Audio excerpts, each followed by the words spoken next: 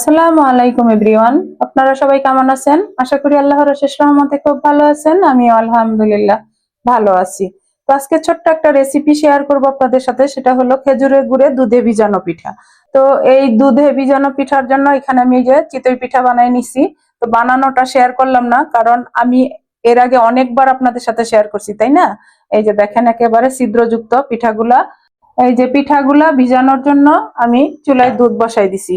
এখন এই পর্যায়ে আমি খেজুরের গুড়টা দিয়ে দিব। দুধটা বলক আসার আগেই আপনারা খেজুরের গুড়টা দেওয়ার চেষ্টা করবেন, তাহলে দুধটা আর ফাটবে না।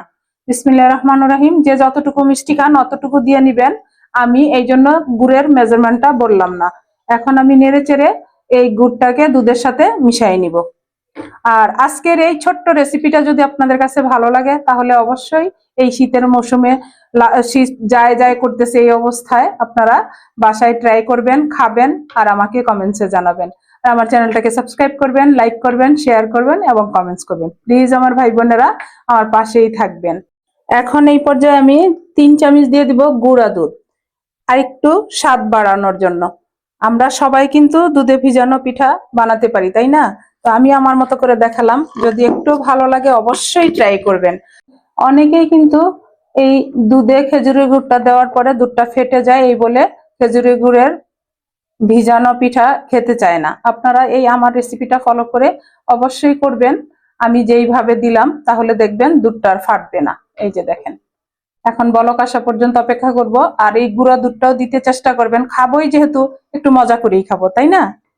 দুধটা বলক চলে আসছে, এখন আমি পিঠাগুলা দিয়ে দিব। বিসমিল্লাহির রহমানির রহিম।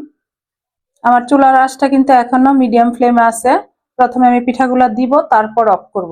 দেখেন মাশাআল্লাহ, এখনই কিন্তু অনেক সুন্দর লাগতেছে, তাই না? এই যে দেখেন, শীতের মৌসুমের অসম্ভব স্বাদের খেজুরের গুড়ে দুধে ভিজানো পিঠা এই যে হয়ে গেল। আর এখন আমি নারিকেলটা দিব, কিন্তু চুলাটা অফ করে দিব। অনেক সময় নারিকেলের কারণে কিন্তু দুধ ফেটে যায়, আপনারা এই জিনিসটাও খেয়াল করবেন। এই যে এখন একটা নারিকেল কোরানো দিয়ে দিব। দেখেন মাশাআল্লাহ, এত সুন্দর ফ্লেভার আসতেছে, পুরা ঘরটা যেন মৌ মৌ করতেছে। খেজুরের গুড়ে দুধে ভিজানো পিঠা রেডি হয়ে গেল। এখন এটাকে আমি 1 থেকে 2 ঘন্টা এইভাবে রেখে দিব। 2 ঘন্টা পর সার্ভ করে আমি আপনাদের সাথে শেয়ার। ঘন্টা পর চলে আসলাম দেখার জন্য খেজুরের গুড়ে দুধে ভিজানো পিঠাগুলা কেমন হয়েছে। মাশাআল্লাহ মাশাআল্লাহ, দেখেন পিঠাগুলা দুধ একেবারে খেয়ে ফুলে ফেপে টইটুম্বুর হয়ে গেছে। এখন আমি সার্ভ করব। সার্ভের জন্য এই যে একটা বড় বাটি নিয়ে নিলাম। এই যে দেখেন মাশাআল্লাহ, এইরকম খেজুরের গুড়ে দুধে ভিজানো পিঠা যদি থাকে, তাহলে বাসার সবাই খাওয়ার জন্য ছটফট করবে শুধু, তাই না? দেখেন, এখন এই যে দুধটা উপর দিয়ে একটু দিয়ে দিব। এইভাবে সার্ভ করলে মেহমান হোক বা বাসার সবাই হোক পাগল হয়ে যাবে খাওয়ার জন্য। খেজুরের গুড়ে দুধে ভিজানো পিঠা বলে কথা, তাই না? তো দেখেন সার্ভ করে নিলাম। আর এখন তো খাওয়ার জন্য চলে যাব, সবাই অপেক্ষা করতেছে। আমার প্রিয় ভাই বোনেরা, আপনারাও চলে আসেন। মাশাআল্লাহ মাশাআল্লাহ, অনেক সুন্দর হয়েছে এবং খাইতে অনেক টেস্টি হয়েছে।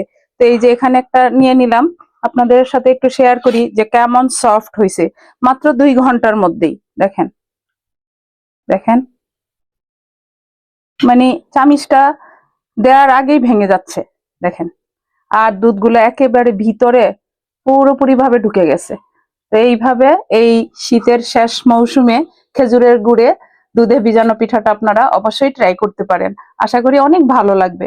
তো যাই হোক, আজকে আমার এই খেজুরের গুড়ে দুধে ভিজানো পিঠার রেসিপি শেষ হয়ে গেল। আমি আপনাদের কাছ থেকে বিদায় নিব, আবার নতুন কোনো রেসিপি নিয়ে আসবো। আল্লাহ হাফেজ।